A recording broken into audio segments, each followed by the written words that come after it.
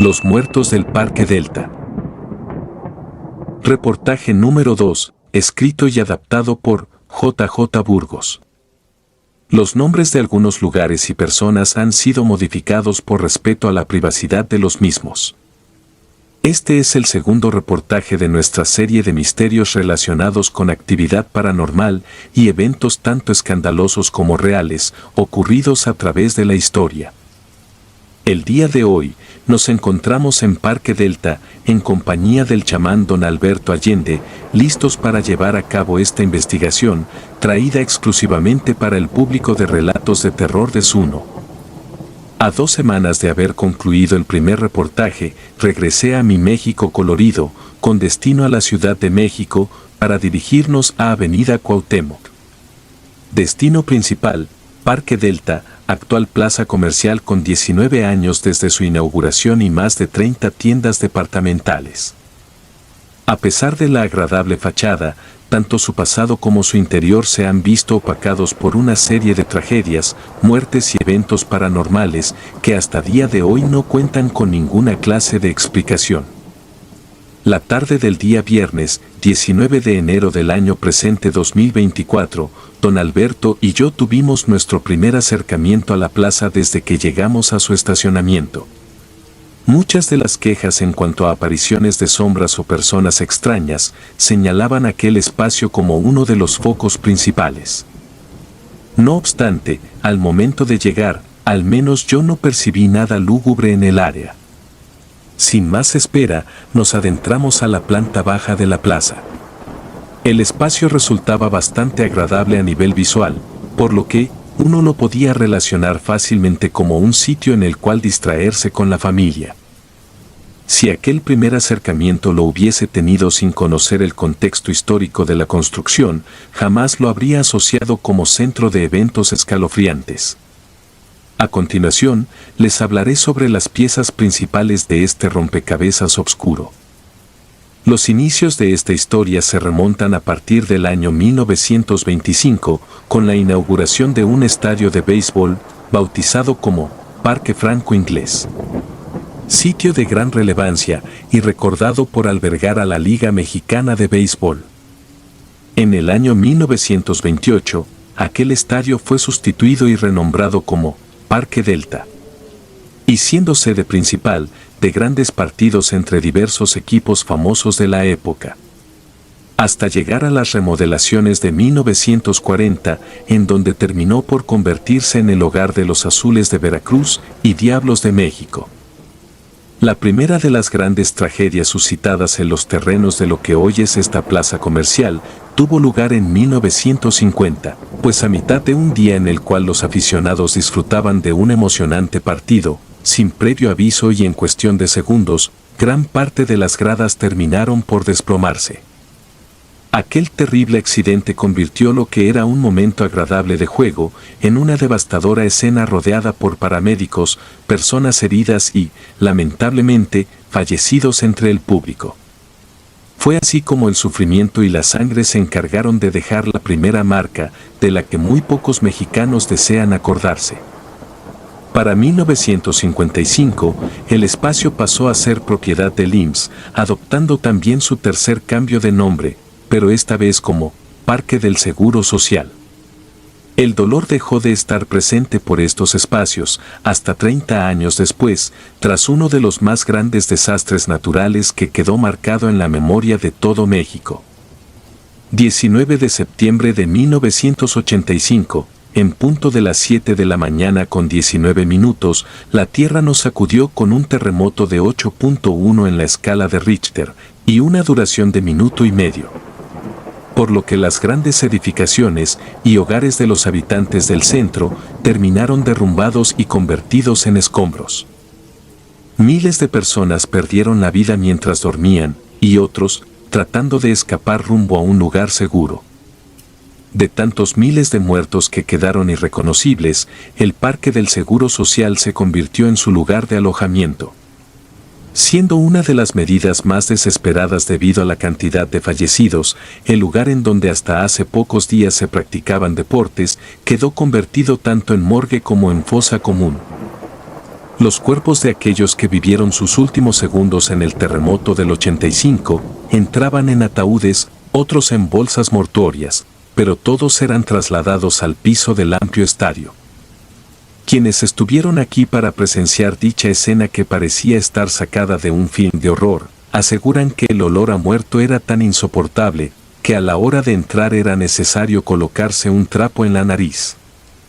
Incluso haciendo uso de hielo y cal para retrasar el avance de la descomposición, la atrocidad tanto en los cadáveres como en los testigos continuó su curso. Y por impactante que parezca esto y difícil de creer, las fotografías y videos de tal evento permanecen, a día de hoy, como muestra del dolor que por varios días quedó resguardado en estos espacios. 20 años después de aquel terrible desastre natural, se inauguró esta plaza comercial que hoy conocemos como Parque Delta, nombre que hace alusión al antiguo estadio de béisbol. Por desgracia, no teniendo suficiente con el accidente de las gradas en 1950 y los cadáveres albergados en 1985, la muerte continuó visitando este territorio, como ya es costumbre en ella, sin importarle horarios, géneros ni edades. En agosto de 2015 se registró el fallecimiento de un trabajador de construcción luego de haber sido impactado por una viga de acero. También, en diciembre de 2019, una explosión durante la madrugada dejó a 9 personas gravemente heridas. ¿Acaso ese fue el final de las tragedias? A día de hoy, 19 de enero de 2024, mientras escribo este reporte, se ha registrado una pequeña caída del techo en septiembre de 2023. Y como dato curioso, a inicios del año pasado se popularizó el rumor de que, en esta misma plaza, estuvieron a punto de asesinar a uno de los hijos de uno de los líderes del crimen organizado más infames del país, de los cuales no mencionaremos nombres, pero invitamos al público a buscar la nota por su propia cuenta. De vuelta a nuestra primera tarde como visitantes del Parque Delta, mientras nos encontrábamos en un horario laboral y abierto a los visitantes, don Alberto y yo decidimos acercarnos a algunas de las personas que trabajaban allí, para preguntar si alguna vez fueron testigos de alguna anormalidad y de esta forma compartir sus respuestas. Como siempre, manteniendo sus identidades anónimas.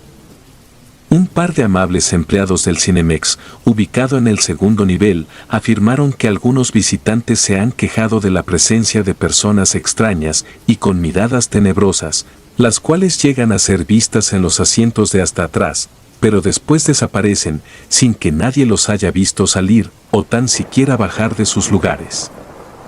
Otros testimonios, dados por el mismo personal de seguridad, nos alertaron que, en áreas infantiles, como es el caso de Juguetivici y Recorcholis, se llegan a escuchar risas escalofriantes, o a encender juguetes cuando ya es de noche y no hay nada que explique la actividad en estos.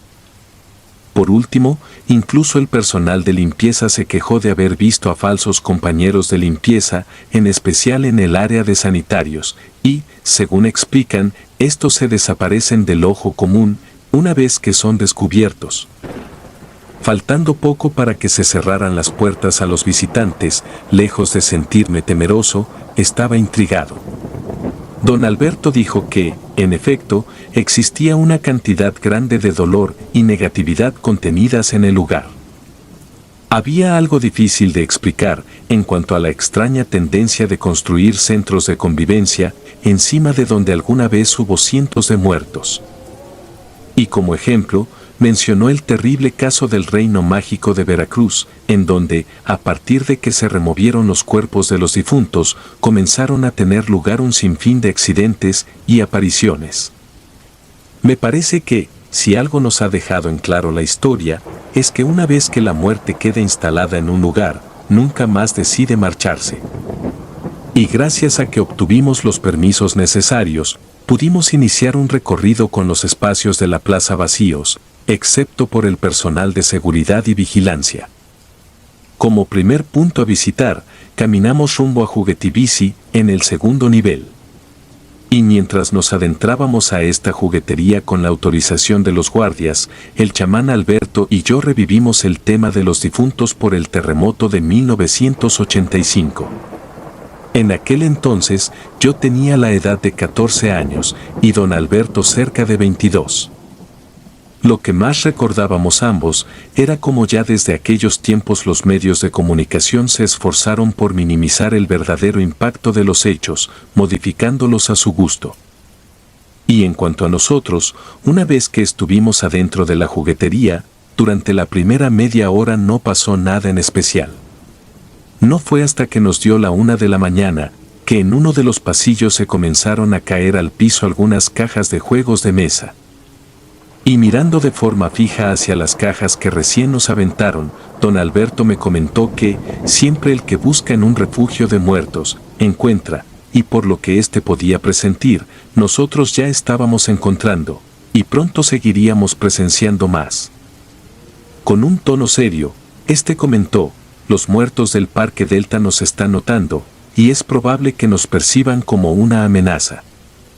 Por lo que, intrigado por averiguar si se podía mantener un contacto más directo con aquellas almas en pena, le pedí al sabio chamán que los retara a manifestarse de nuevo.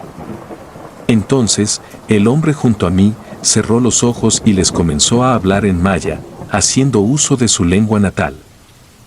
Después de solicitar que continuaran con sus manifestaciones, recordamos lo que se mencionaba de las salas del cine y los falsos visitantes que allí se aparecían. Aprovechando que la zona de aquellas acusaciones se hallaba en el mismo piso, salimos de la juguetería y llegamos al cine en unos cuantos pasos. Y aunque no podíamos entrar directamente a las salas, nos pudimos acercar al área del recibidor, en donde, para ser honesto, el hecho de ver la dulcería vacía, así como a las mesas cercanas, sí causaban en uno la mala impresión de estar en un escenario escalofriante. Pues a esas horas de la noche, el sitio ya no contaba con la música habitual de ambiente, y lo que más se escuchaba era el eco de nuestras voces. Por sí solo, tanto vacío y tanto silencio, eran capaces de helarnos la piel. Estando en ese recibidor vacío del cine, don Alberto me habló sobre una práctica que era sencilla de llevar a cabo, para consultar con las almas que aún no encontraban el descanso, quiénes fueron y cuáles eran sus intenciones. Él lo llamaba la prueba del silbido. En medio de tanto vacío y silencio, el chamán hizo un silbido especial, el cual me aseguró, los muertos respondían del otro lado, si es que estos se abrían a la comunicación.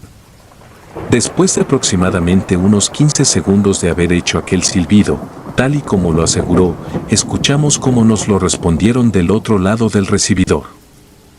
Al escuchar la exactitud con la cual lo replicaron, sentí cierta agitación, mezclada con un poco de incredulidad. Por otra parte, las pruebas de que todo era real estaban justo frente a mí. No había nadie que pudiese estar jugando con nosotros en ese lugar. Al notar cierta inquietud en mí, don Alberto soltó una pequeña risa, tachándome de ser un novato en cuanto al contacto paranormal. Te voy a enseñar cómo funciona esto del silbido, dijo, seguido de hacer una pregunta al aire. ¿Están molestos con nuestra presencia?, preguntó. En menos tiempo del que pasó anteriormente, nos respondieron con el mismo silbido, y mucho más fuerte. Por lo que me explicó don Alberto, cuando la respuesta por parte de ellos era una negativa, ya no respondían, solo se quedaban en silencio. Y antes de preguntar otra cosa, él le pidió a aquel espíritu que nos estaba respondiendo que se acercara. Y en menos de un minuto, nos volvieron a silbar de la misma manera. Cerca de media hora, el chamán que me acompañaba se dedicó a hacer más preguntas, y entre las más relevantes de estas, preguntamos si nos permitían llevar a cabo una limpia al interior del lugar, a lo que, tal y como lo esperaba, se negaron a responder. De pregunta en pregunta, y respuestas a base de silbidos, esa presencia nos dio a entender que, si continuábamos insistiendo con la investigación y nuestras intenciones de llevar a cabo una limpia, ocurrirían nuevos incidentes al interior de la plaza. Y en cuanto el cuestionamiento tomó rumbos más hostiles, don Alberto tomó la decisión de detener las preguntas. Caminando hacia otra dirección alejada del cine, el chamán me explicó que la mayoría de las almas que continuaban recluidas en aquel lugar eran resultado de muertes sumamente dolorosas y trágicas. Y en base a sus conocimientos espirituales, me comentó que, por negativo que resulte de asimilar, aquellas personas que fallecen en condiciones violentas y catastróficas, quedan condenas a permanecer en un limbo entre la vida y la muerte, a falta de hallar su camino. Y por otra parte, la buena noticia era que esto último contaba con soluciones espirituales, en donde se le podía guiar al muerto hacia el camino de la luz. No obstante, si la hostilidad en las almas era demasiada, entonces no había mucho que se pudiera hacer, pues, al rehusarse a recibir la ayuda, no se les podía acercar a la paz, sin importar los intentos que se hicieran. Y como siguiente punto a visitar para continuar con nuestras consultas, contemplamos el área del estacionamiento, ya que una gran cantidad de visitantes se quejaban de haber visto fantasmas. Inclusive en internet circulaban fotografías de dichas siluetas captadas por clientes habituales. Así que, si en verdad deseábamos presenciar algo que saliera de los límites de lo aceptable, la siguiente parada obligatoria debía de ser el estacionamiento. Mientras nos disponíamos a bajar haciendo uso de uno de los elevadores, a mitad del corto transcurso este se quedó atascado.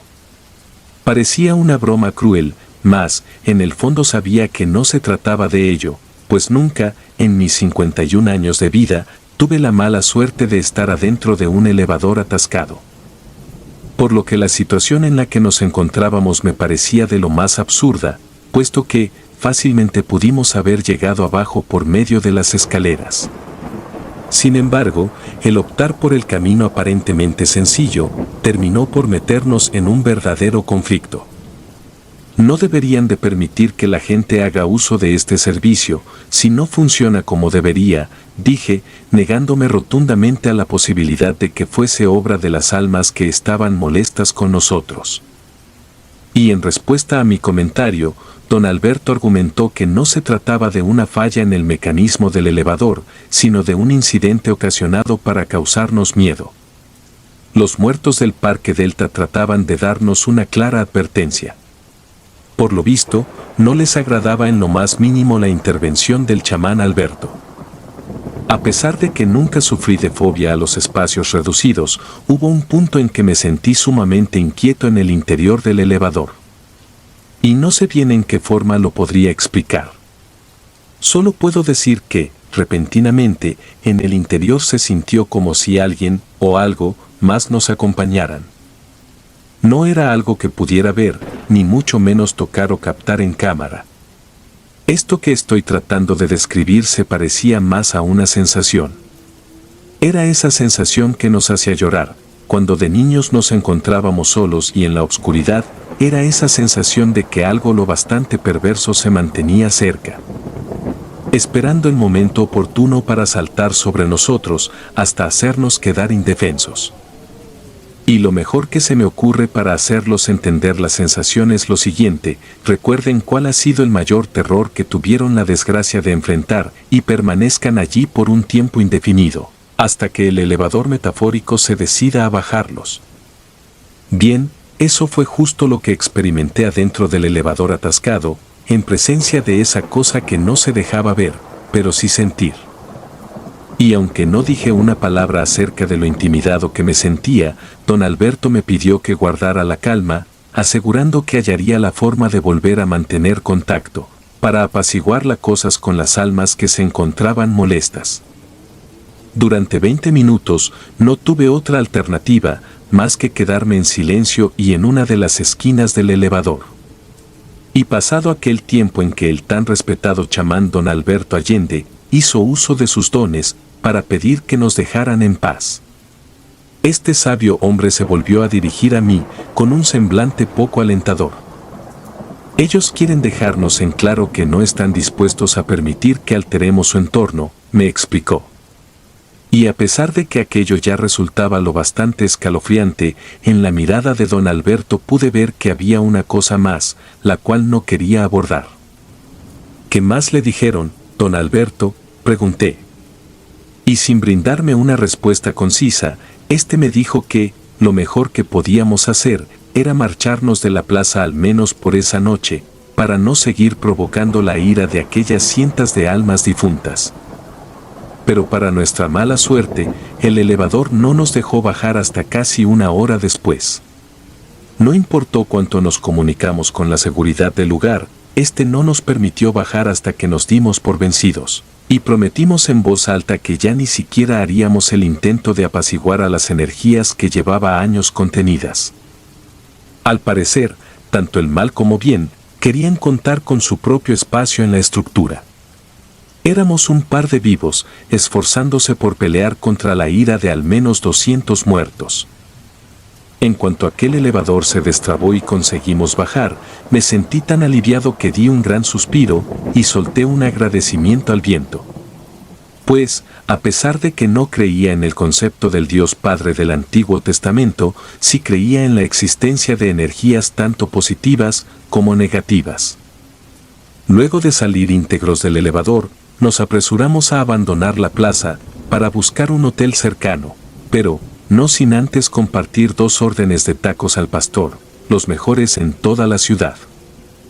Cuando la tensión por lo ocurrido en el elevador se apaciguó, don Alberto me comentó que, mientras contactaba con las almas difuntas de la plaza, éstas le advirtieron que, solo por nuestra intromisión, en el mes de febrero de 2024 habría humo y fuego de nuevo, tan solo para hacerse notar. Sin embargo, si ambos insistíamos en seguir invadiendo su espacio, los eventos no se limitarían a quedar en eso. El chamán don Alberto Allende sabía bien de lo que hablaba, puesto que era fácil de encontrar en territorio de Mérida, Yucatán, y era conocido por practicar exorcismos y limpias a personas que parecían estar moribundas. En toda la noche, solo en mi habitación, no pude dormir por más de 20 minutos. Ya que, a lo largo de toda la noche, me sentí vigilado. Sabía que no había nadie enfrente de la puerta y, sin embargo, lo percibía. Para la mañana siguiente, 20 de enero, a pesar de que el chamán Alberto desaconsejó que volviéramos a tratar de comunicarnos con las almas del Parque Delta, yo le insistí en hacer, aunque fuese, una última visita durante el día, sin el afán de contactar con ellos, personas que fallecieron en condiciones trágicas. Y no alcanzaban el descanso, ni estaban dispuestos a ser ayudados. Y debo confesar que, así como ocurrió con el primer reportaje traído para el canal, esperaba que los resultados finales fueran positivos y esperanzadores para la audiencia. No obstante, temo reconocer que hay fuerzas con las que resulta mejor no medir fuerzas. Los espíritus peligrosos existen, y no siempre nos permiten brindar una conclusión positiva. Después de haber pasado una sola noche entre los pasillos del Parque Delta, y tratando de llegar a un acuerdo con sus difuntos, ahora debíamos deshacernos de la idea de generar un cambio. El otro lado de las circunstancias, según me explicó don Alberto, era que, si seguíamos con nuestro camino sin perturbar a los muertos del Parque Delta, estos se mantendrían hasta cierto punto bajo control, pues, después de más de 30 años habitando en el lugar, aquel ya lo consideraban como una clase de hogar. En aquella segunda visita a la plaza comercial, nos limitamos a entrar como simples visitantes y ya no como investigadores o chamanes. Antes de dar por cerrado el caso, le pregunté a don Alberto, ¿acaso de noche la actividad paranormal se vuelve mucho más fuerte que en el día? Y como respuesta, aquel sabio chamán me dijo que era exactamente lo mismo tanto en el día como en la noche. La diferencia radicaba en que, durante el día, la gente se encontraba distraída con sus actividades cotidianas. Pero, al llegar la noche, la oscuridad era lo que los mantenía en estado de alerta. Sin más cosas por intentar, don Alberto y yo abandonamos el lugar un tanto resignados, pero con música de nuestro gran Carlos Santana. El chamán Allende me insistió en que advirtiera a nuestro público el no tratar de provocar a los muertos del Parque Delta, pues no eran almas amables y difícilmente lo llegarían a ser. Nota final. El viernes 16 de febrero de 2024 se registró un incendio en la plaza. Tal y como lo advirtieron las ánimas, tuvo lugar otro incidente. Pero por fortuna no se registró ningún fallecido. Para nuestra tercera investigación, me dirigiré al mercado de Sonora, también conocido como el Mercado de los Brujos. Apocalipsis. Reportaje por Mariano Rodríguez para El Sol de Ciudad Norte. ¿Realidad o ficción? La tarde del jueves, a las 6:10, según testigos oculares que rondaban en los alrededores del cementerio de Ciudad Norte, notaron algo diferente en el área. Pues tras una serie de investigaciones de las autoridades correspondientes, no se ha podido corroborar el origen de una serie de extraños ataques en donde al menos 10 personas han aparecido muertas, cerca del Camposanto y en otros puntos de la ciudad. Esta historia parece ser sacada de una película hollywoodense, así que juzgue por usted mismo. A continuación se transcribe de manera textual lo que algunos testigos han relatado a este periódico. Testimonio 1. Mario Cifuentes. 50 años, casado, trabaja como empleado en el gobierno de la ciudad. Caminaba por la acera, doblando la esquina de la calle Minas de Cristal. Era una tarde común y corriente de otoño. Me dirigía a la tienda por un par de calabazas, ya sabe, para adornar la casa. A mis sobrinos les encanta el Halloween y debo decir que a mí también. Mi casa está a 2 cuadras del cementerio. Mi mirada se enfocó en algo que me sacó de mi pensamiento. Estaba absorto, pero aquello me hizo salir de mis ensoñaciones. A lo lejos, en el gran portón del cementerio, pude distinguir una silueta. De inmediato supe que se trataba de una mujer con faldas largas de color rojo, de ese rojo que de inmediato atrapa la atención. Estaba recargada sobre el fierro del barandal que rodeaba la gran puerta hasta que cayó de rodillas. Pensé que estaba en problemas, por lo que decidí de inmediato acercarme para ver si necesitaba ayuda. Y conforme iba avanzando hacia donde estaba ella, noté algunas cosas raras. Podría decirse que el aire tenía un olor a podrido que llegó a mi nariz de un momento a otro. Y estando yo a unos 10 metros de distancia, pregunté si necesitaba algo, si se sentía mal, podría llevarla al hospital. Ella estaba de espaldas y parecía no escucharme. Sus movimientos eran lentos y torpes. Cuando me acerqué más, como a medio metro de la puerta, escuché algo como un ligero gruñido combinado con un carraspeo, como si tuviese atorado algo en la garganta. Por lo que me detuve así. Algo no me daba buena espina. Usted sabe cuando algo no anda bien, lo sabe. Y mi instinto me dijo detente, vaquero. Hizo un ademán con la mano, como si detuviera a alguien. El olor a podrido se intensificó, pero ahora estaba revuelto con un aroma a carne, como cuando se abre un pollo recién hervido al que le han quitado las plumas, un olor nauseabundo. Por lo que de inmediato se me revolvió el estómago. La verdad, tengo un estómago fuerte, pero ese olor sí que me produjo náuseas. Pregunté una vez más si requería de apoyo. Cuando mis ojos se dirigieron a un charco de sangre cerca de uno de sus pies, pude ver que la piel estaba carcomida, con una tonalidad levemente azulada. Lo primero que pensé fue Jesucristo. Esta mujer tiene diabetes y ahora está en problemas, pero no pasó ni un segundo cuando vi que definitivamente no era diabetes. La mujer notó mi presencia. Cuando ella volteó para conmigo cayó nuevamente, y yo retrocedí unos pasos, y retrocedí por lo que vi, señor reportero. Tenía el cabello cubriéndole la mayor parte del rostro, era una melena desaliñada y sucia. Comenzó a carraspear con más fuerza, mirándome con un par de ojos amarillentos. ¿Cuándo ha visto usted a una persona con ojos amarillos?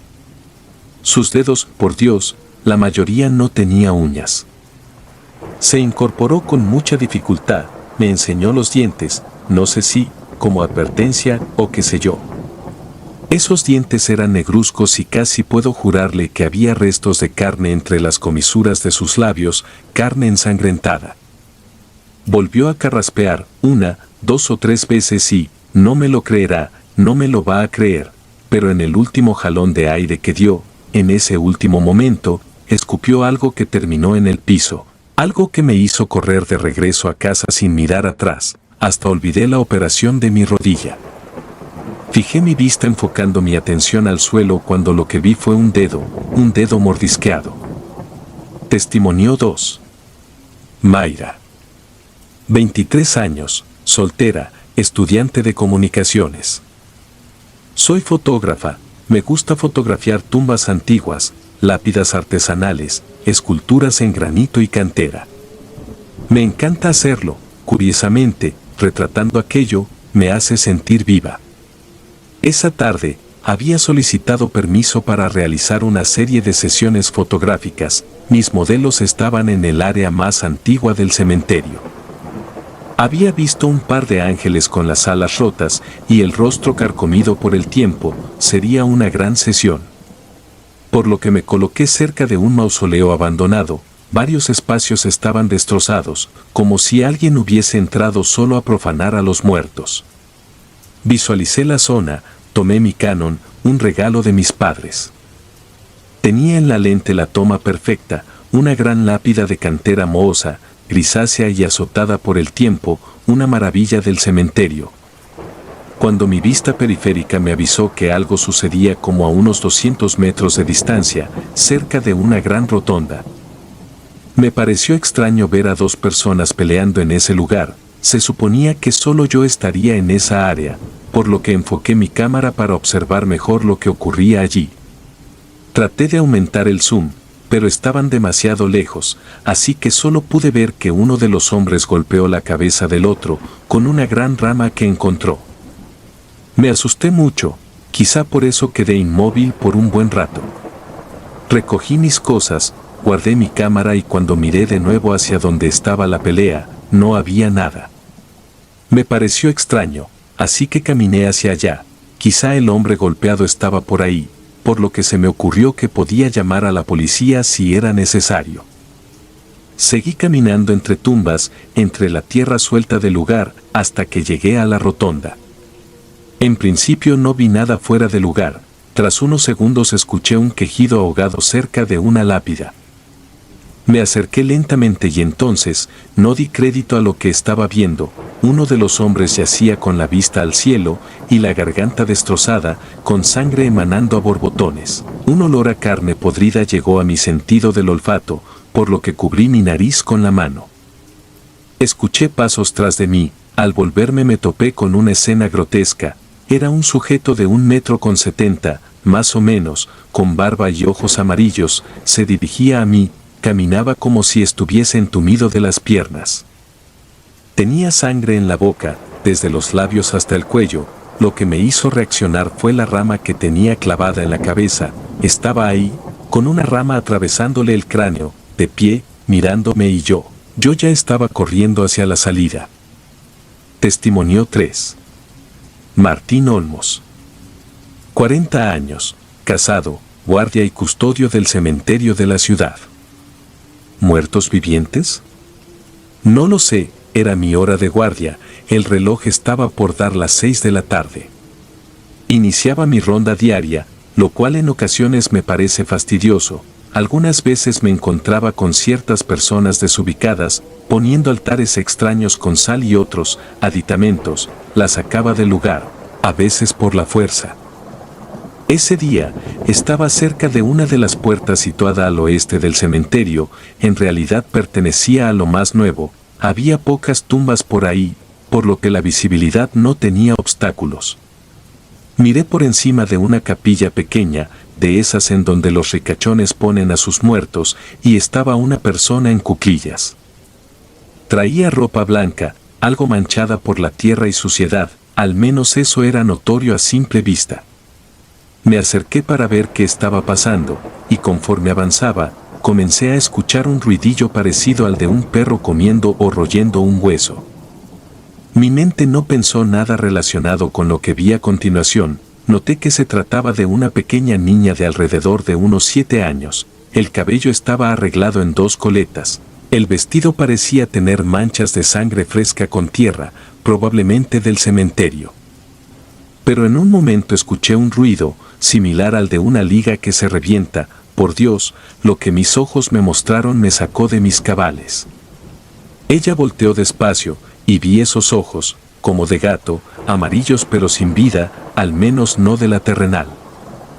Y en su boca tenía prensado un gran trozo de algo como carne ensangrentada. Aquella niña tenía la mayor parte de la cara manchada de sangre. Luego, bajé la mirada, mis labios temblaron, abrí mis ojos más de lo normal para asegurarme de que lo que estaba viendo era verdad, mi corazón se aceleró, y los vellos de la nuca se me crisparon. Vi el cuerpo de una persona, una mujer, con la mirada perdida, y con el abdomen destrozado, la niña. La pequeña niña tenía entre sus dientes un trozo de intestino. Testimonio 4. Miguel Saavedra. 32 años, soltero, policía municipal. Estaba patrullando cerca del cementerio cuando recibí una llamada de origen extraño en realidad. Por el radio se me estaba comunicando el desarrollo de una riña cerca de ahí. Por lo que encendí la sirena y me apresuré a llegar. Me imaginé lo común, una pelea entre jóvenes ebrios. Pues era fin de semana y algunos aprovechan para entrar sin permiso al panteón y beber cerveza o consumir otras cosas más. Preparé el gas lacrimógeno por si tenía que intervenir de otra forma. Busqué mi calibre 25, no la usaba en realidad, pero uno nunca sabe. Llegué al lugar indicado, bajé de la unidad y comencé a inspeccionar el área. No vi nada raro. Frente a mí estaba el portón lateral del lado norte, era la entrada trasera, en uno de los costados hay un pequeño jardín. Por lo que miré hacia el interior del cementerio, pero no vi nada fuera de lo normal. Creí que había sido una falsa alarma, hasta que escuché un grito, como desesperado, agudicé el oído para ubicar el espacio del sonido. Provenía cerca del estacionamiento del panteón. Por lo que entré rápidamente, la puerta siempre estaba abierta, así que no tuve problema para acceder. Tras una camioneta, vi algunas manchas de sangre. Alisté mi arma, algo en mi interior me dio a entender que estaba en peligro. Y al rodear un par de autos, miré un grupo de personas tumbadas en el suelo, encima de un sujeto. En principio no alcancé a figurar lo que estaba pasando, pero los gritos ahogados de la víctima me indicaron que era la hora de actuar. Policía municipal, las manos donde las pueda ver. Vociferé sin recibir respuesta, repetí el acto sin resultado, me acerqué apresurado y entonces se cubrió la boca. Al parecer el entrevistado sintió náuseas, saliendo de la habitación durante un minuto. Disculpe, se reincorporó a la entrevista, le decía, cuando me acerqué, vi algo espantoso, eran como 4 hombres y una mujer, con las manos manchadas de sangre, mordisqueando el cuerpo de un tipo joven. No, espere, se lo estaban comiendo vivo. Había tripas por doquier y trozos de carne, imagino que eran órganos, sangre en el piso, y aquellas cosas comían con frenesí. Mi impulso fue el de disparar, vacié el cartucho, juro que lo vacié, pero ninguno cayó, me miraban, y corrí, por mi vida. Testimonio 5. Margo Barreto. 25 años, trabaja en el banco principal de la ciudad. Margo, una mujer joven, agradable, con ojos vivaces y un par de comisuras traviesas en sus labios. Se acomodó el cabello y comenzó el relato. Había algo raro durante esa noche, algo oscuro si me permite ponerle un calificativo. Hacía frío, demasiado para ser otoño. En el teatro de la ciudad se presentaba Cats, pero yo prefería el cine. Pues lo siento más romántico. En fin, caminé un par de cuadras. Tenía que ver a mi novio, para ello había que cruzar el parque que está frente a la iglesia del Sagrado Corazón. ¿Lo conoce? Bueno, ese mismo, los árboles se veían como sombras, grandes sombras. Sentí miedo, de ese miedo que llega de repente. ¿Ha visto el restaurante de comida rápida? Estoy divagando, Disculpe, se acomoda el cabello por segunda vez en la entrevista. Comencé a atravesar el parque, un aire helado traspasó mi gabardina y tirité. Continué avanzando lentamente hasta que me detuve, como si mis pies me dijeran: amiga, no avanzaremos más. Y de haber sabido que todo se pondría demencial, no hubiera salido de casa, me habría quedado bajo las cobijas, tomando algo caliente, leyendo o viendo televisión. A veces es preferible ignorar las tragedias, la muerte, sobre todo la muerte, y peor cuando la muerte se abalanza contra ti. ¿Qué fue lo primero que vio en esa zona? Lo primero que vi fue a una pareja, besándose con sublime pasión. Sentí envidia, debo admitirlo, pero ese miedo no se retiraba. Apreté mi bolso por instinto, como si alguien me fuera a asaltar. Por lo que decidí caminar cerca de aquellos enamorados. Miré hacia atrás y vi a un sujeto extraño, tambaleándose, que golpeaba un árbol, lo que me hizo apresurar el paso, a pesar de la advertencia de mis pies. Miré de nueva cuenta hacia atrás y escuché un gruñido feo. No me eché a correr por vergüenza, pero poco me faltó. Hay cosas que uno no alcanza a comprender, ¿sabe? Esa noche en su totalidad es incomprensible.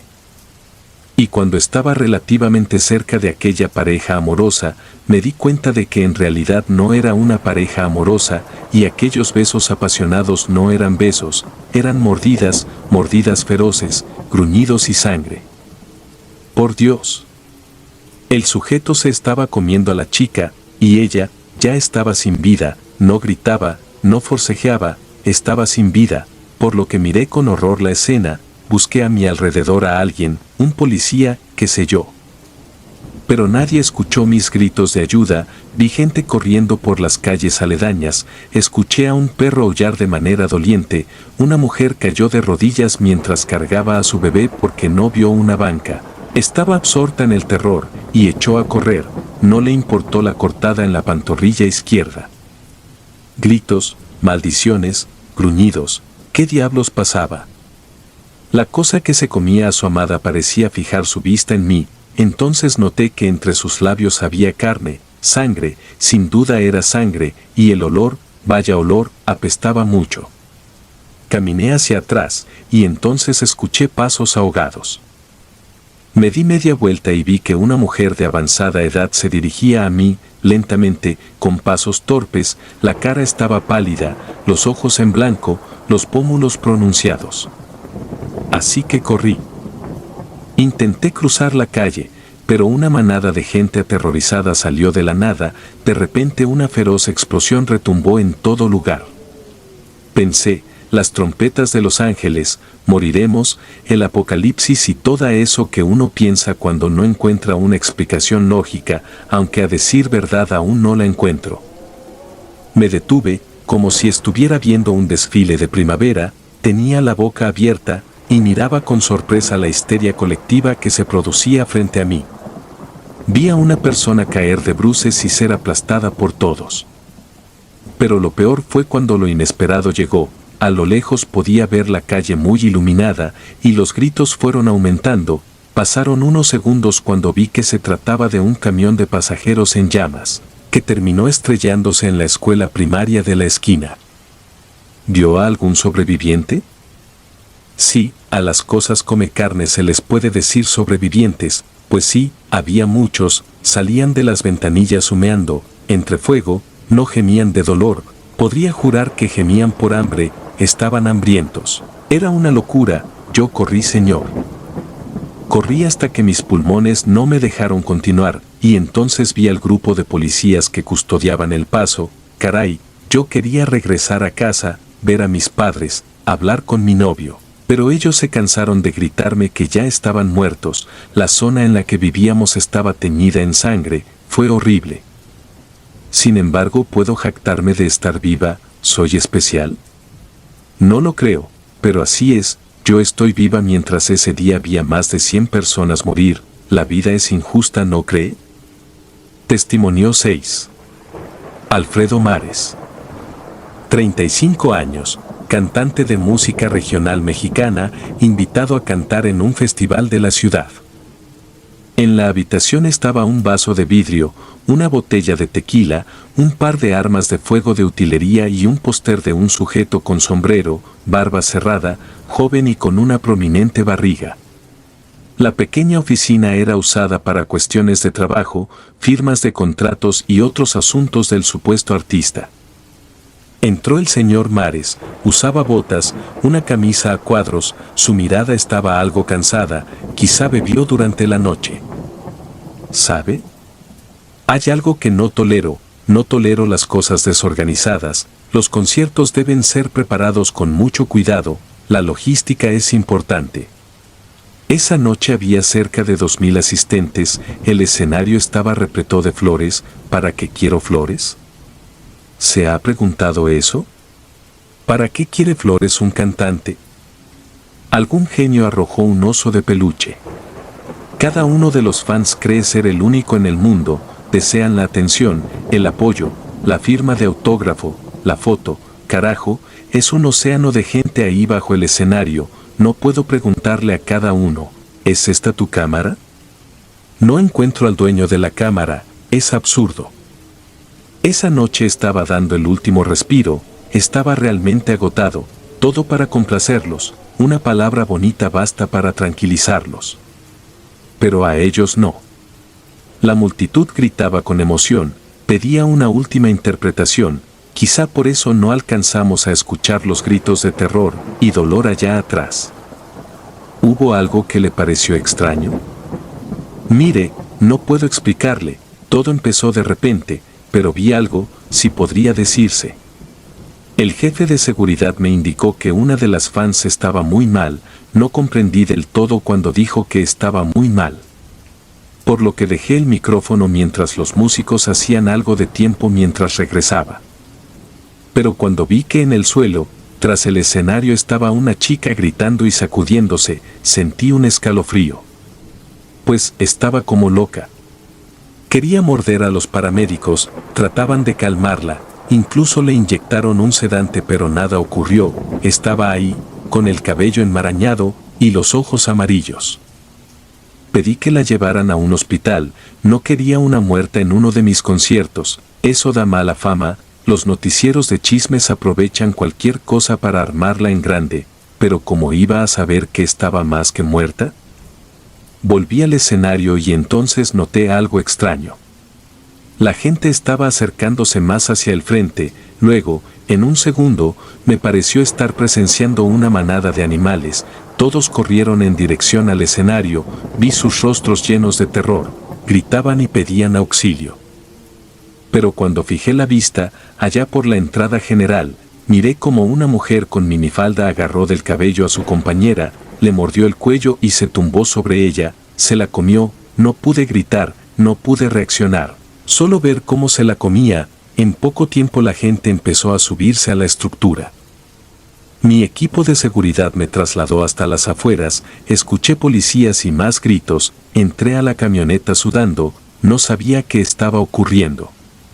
Un joven corrió hacia la camioneta, suplicó que lo llevara conmigo, me gritó que lo ayudara, que era mi seguidor, que me amaba, que me admiraba y no sé qué tantas otras mentiras más. ¿Sabe qué hice?